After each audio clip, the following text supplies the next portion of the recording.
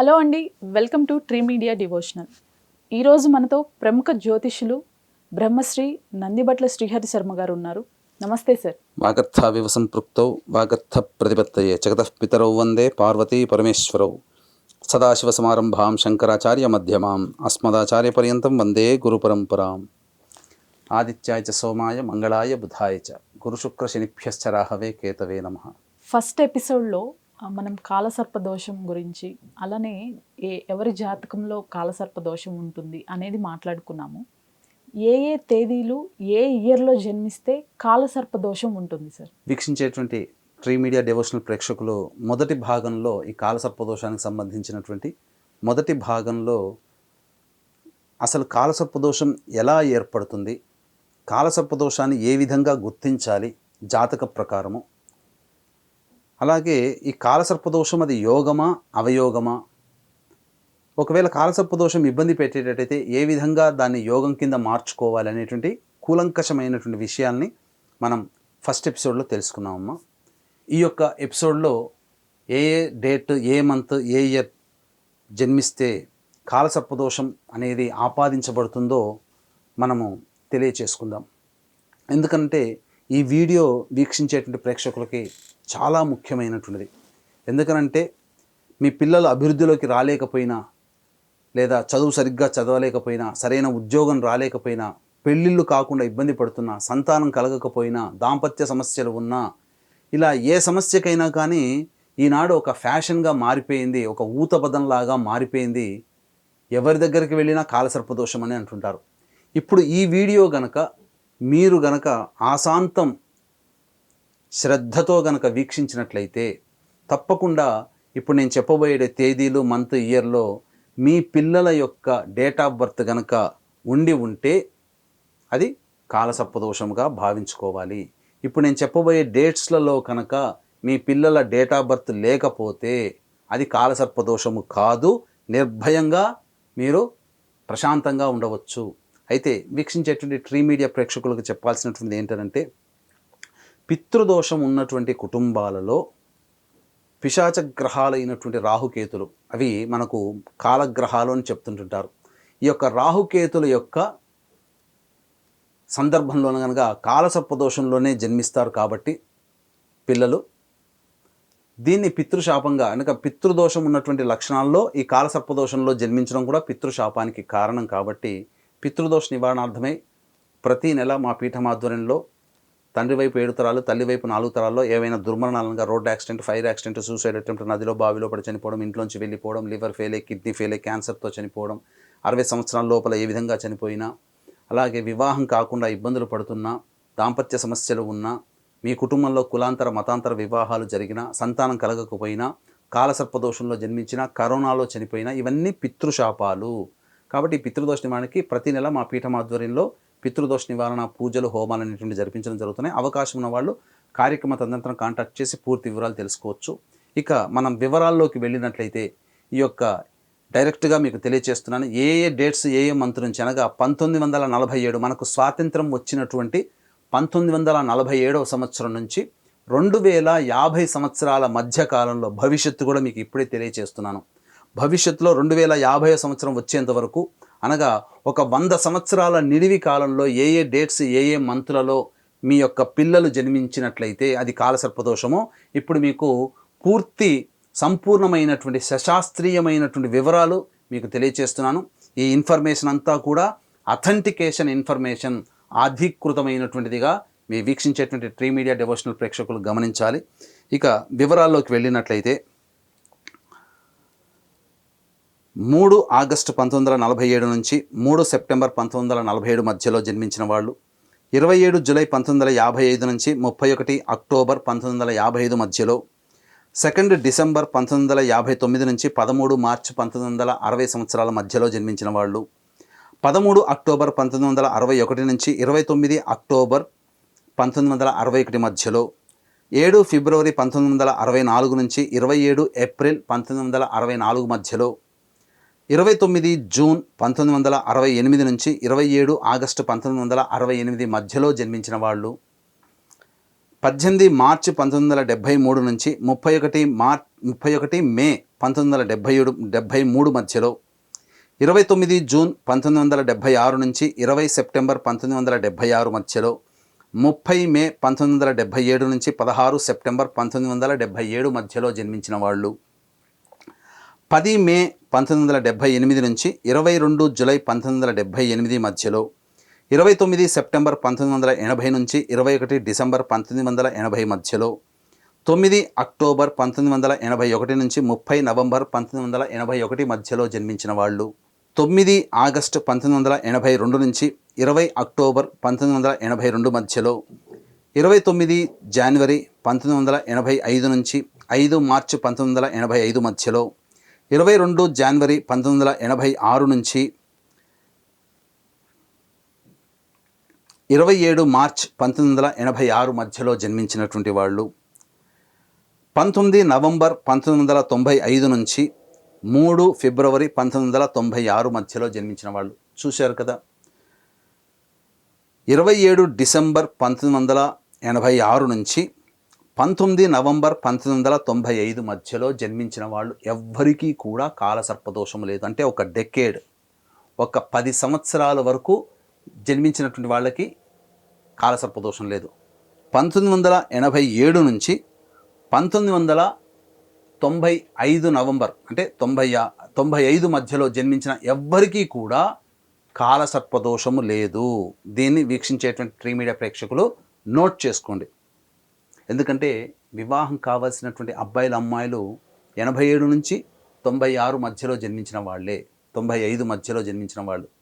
కాబట్టి 19 నవంబర్ 1995 నుంచి 3 ఫిబ్రవరి 1996 మధ్యలో, 11 మే 1998 నుంచి 22 జూలై 1998 మధ్యలో, 9 మార్చి 2000 నుంచి 8 జూలై 2000 మధ్యలో జన్మించిన వాళ్ళు, 31 మే 2004 నుంచి 11 అక్టోబర్ 2004 మధ్యలో, 17 ఆగస్టు 2008 నుంచి 28 నవంబర్ 2008 మధ్యలో, 2 అక్టోబర్ 2016 నుంచి 18 డిసెంబర్ 2006 మధ్యలో, 15 సెప్టెంబర్ 2017 నుంచి 13 జనవరి 2018 మధ్యలో జన్మించిన వాళ్ళు, 30 మార్చి 2020 నుంచి 24 మే 2020 మధ్యలో, 4 జనవరి 2021 నుంచి 21 ఫిబ్రవరి 2021 మధ్యలో, 17 జనవరి 2022 నుంచి 12 ఏప్రిల్ 2022 మధ్యలో జన్మించిన వాళ్ళు,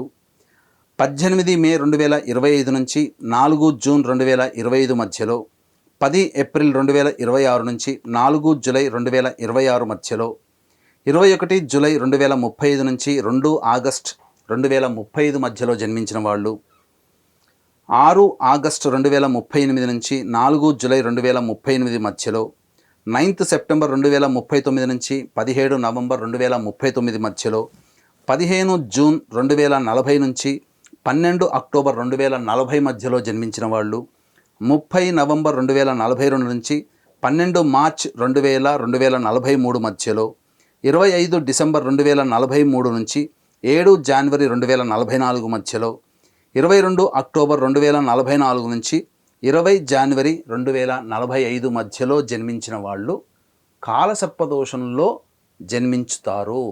కాబట్టి ఇప్పుడు నేను చెప్పినటువంటి డేట్స్ మధ్యలో జన్మించిన వాళ్ళు మాత్రమే కాలసర్పదోషము తప్ప ప్రతి సంవత్సరంలో పుట్టిన వాళ్ళందరికీ కూడా కాలసర్పదోషం ఉండదు. ఒక్కొక్క సంవత్సరంలో కొన్ని నెలలలో రాహుకేతుల మధ్య గ్రహ సంచారం జరుగుతున్నప్పుడు మహా అయితే ఒక 27 రోజులు, 35 రోజులు, 40 రోజులు లేదా 60 రోజులు లేదా 90 రోజుల వరకు కాలసర్పదోష ప్రభావం అనేటువంటిది ఉంటుంది.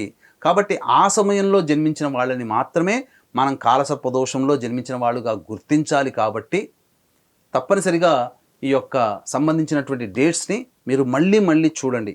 ఒకవేళ నేను చెప్పేటువంటిది స్పీడ్గా వెళ్తుంది అని అనుకున్నప్పుడు సెట్టింగ్స్లో ప్లేబ్యాక్ ఆప్షన్లో మీరు నార్మల్ కంటే మైనస్లోకి వెళ్ళి పెట్టుకోండి, మెల్లగా వస్తాయి. కాబట్టి కంగారు ఏమీ లేదు. ఈ వీడియోని ఆశాంతం వీక్షించండి, ఇది మీకు చాలా వాల్యుబుల్ ఇన్ఫర్మేషన్. ఇట్లాంటి వీడియో మీరు సేవ్ చేసుకోండి లేదా లైవ్ చేసుకోండి లేదా డౌన్లోడ్ చేసుకోండి. మీ యొక్క దాంట్లో మీ యొక్క ఫోన్లో భద్రపరచుకోండి. అవకాశం ఉన్నప్పుడల్లా, సందేహం ఉన్నప్పుడల్లా మీకు కానీ, మీ కుటుంబ సభ్యులు కానీ, మీ పిల్లలు కానీ, మీ బంధువులు కానీ, మీ మిత్రులు కానీ కాలసర్పదోషం అని చెప్పారా, ఏం చేయాలో తెలవట్లేదన్నప్పుడు ఈ వీడియో చూపించండి. ఈ వీడియో ప్లే చేయండి అక్కడికక్కడే. తప్పకుండా మీ సమస్యకి పరిష్కారం దొరుకుతుంది. మీకున్నటువంటి సందేహాలు సంపూర్ణంగా నివృత్తి అవుతాయి. ఇప్పుడు నేను చెప్పబడినటువంటి డేట్స్ అవన్నీ కూడా ఖచ్చితంగా శాస్త్ర ప్రకారం చెప్పబడినటువంటి కాలసర్పదోషంలో జన్మించిన వాళ్ళకి సంబంధించినవి. మా పంతులు గారు లేదా మా యొక్క తెలిసిన వాళ్ళు దోషం ఉందని చెప్పారు, వీడియోలోనేమో మీరు లేదని చెప్పారు, నమ్మవచ్చా అని అంటుంటారు. అంటే మనకున్నటువంటి సైకాలజీ ప్రకారం, మన హిందువుల యొక్క సైకాలజీ ప్రకారం భయపెడితే భయపడతాం, ధైర్యంగా ఉండండి అంటే ధైర్యంగా ఉండలేం.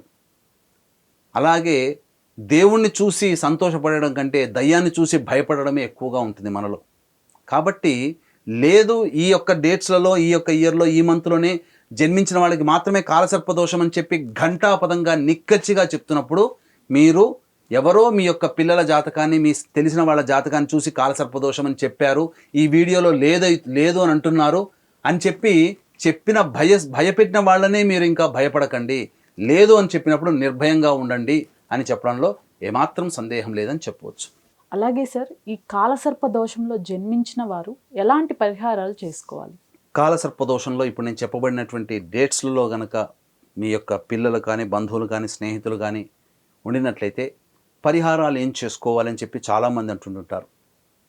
వాస్తవానికి మనకు స్వయం కృషి, అలాగే ఆత్మవిశ్వాసానికి మించిన పరిహారం ఇంకోటి లేదు.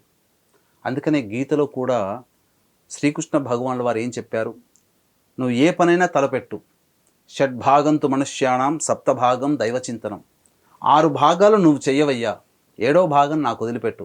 అందుకనే విజయుడైనటువంటి అర్జునుని కూడా నీ పని, నీ కర్తవ్యం నిర్వహించు, నేను చూసుకుంటాను అని చెప్పాడు. అందుకనే విజయుడు కురుక్షేత్రం అంతా అయిపోయిన తర్వాత నేను గొప్ప విజయాన్ని పొందాను అని చెప్పి గర్వపడుతూ ఉన్నప్పుడు యుద్ధం అయిపోయిన తర్వాత ఇంటికి వెళ్తుంటారు. ఇంటికి వెళ్ళిన తర్వాత ఇల్లు రాగానే బావా ముందు మీరు దిగండి బావా అని అంటాడు.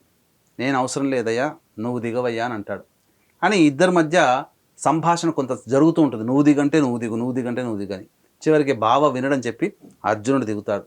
తర్వాత శ్రీకృష్ణుల వారు ఒక్క బుదుటన రథం నుంచి దిగి దూరం జరిగిపోతారు.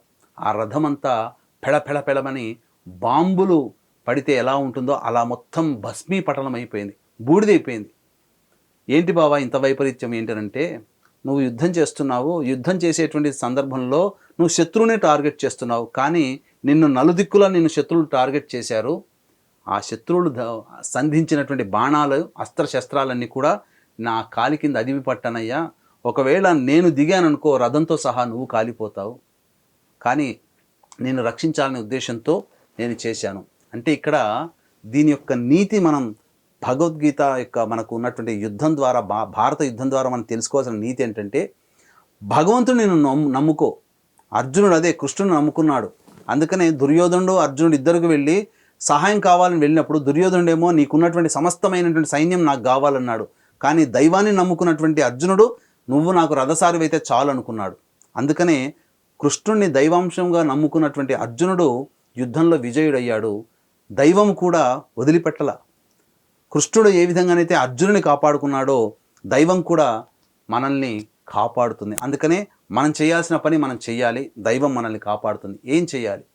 ప్రతిరోజు కూడా ఈ యొక్క రాహుకేతులు సర్పగ్రహాలు కాబట్టి కేతు తలకాయ, రాహు మొండెం. కాబట్టి ఈ యొక్క పాము తల, తోక మధ్యలో మిగతా గ్రహాలన్నీ బంధింపబడ్డాయి. పడ్డప్పుడు ఈ సర్ప సంకేతం కాబట్టి ప్రతిరోజు కూడా దత్తస్తవము, కాలభైరవాష్టకము, సుబ్రహ్మణ్య భుజంగ స్తోత్రము, ఇక శివ కవచం, మానసాదేవి స్తోత్రం. ఎందుకంటే సర్పాలకి తల్లి మానసాదేవి. కాబట్టి ఈ 5 స్తోత్రాలు రోజుకు 3 సార్లు పఠించండి. ఆ రోజున మీకు వచ్చేటువంటి కాలసర్పదోషంలో జన్మించినటువంటి వారికి ఆ రోజున వచ్చేటువంటి ఇబ్బందులన్నీ తొలగిపోతాయి. ఈ విధంగా మీరు ఒక శక్తిని సంపాదించుకోవడం కోసం ఒక 2-3 సంవత్సరాల పాటు, కనీసం 1 సంవత్సరమైనా మీరు ఈ యొక్క నియమాన్ని పాటించండి. ఆత్మశుద్ధితో స్వయం కృషితో ఈ యొక్క నియమాన్ని ప్రారంభించిన రోజుకి మళ్ళీ సంవత్సరం తర్వాత ముగింపు వచ్చే రోజుకి మీరు తేడా చూసుకుంటారు. మొదలుపెట్టే రోజు నేను ఎంత నిర్బలంగా ఉన్నాను, ఎంత బలం లేకుండా ఉన్నాను, ఇప్పుడు ఎంత శక్తితో ఉన్నానో మీకే తెలుస్తుంది. సహజంగా చెప్పాలి అనంటే మీకు ఈ యొక్క కాలసర్పదోషములో జన్మించడం అనంటే పితృశాపం ఉంటే కాలసర్పదోషంలో జన్మిస్తారు. కాబట్టి పితృదోష నివారణ పూజలకి మా పీఠం ఆధ్వర్యంలో ప్రతి నెల ఈ యొక్క పితృదోష నివారణ పూజలు జరపబడుతున్నాయి. కాబట్టి కాలసర్పదోషంలో జన్మించిన వారు ఎవరైనా పితృశాపానికి లేదా పితృశాపానికి గురైనటువంటి వాళ్ళే కాలసర్పదోషంలో జన్మిస్తారు. కాబట్టి మీరు ప్రతి నెల మా పీఠం ఆధ్వర్యంలో జరిగే పితృదోష నివారణ పూజల్లో మీరు ఒకసారి నమోదు చేసుకొని పాల్గొనవచ్చు. తద్వారా మీ యొక్క జీవితమే మారిపోతుంది అని చెప్పడంలో ఏమాత్రం సందేహం లేదు. ధన్యవాదాలు గురుగారు. సర్వం శ్రీ ఉమామహేశ్వర పరబ్రహ్మార్పణమస్తు.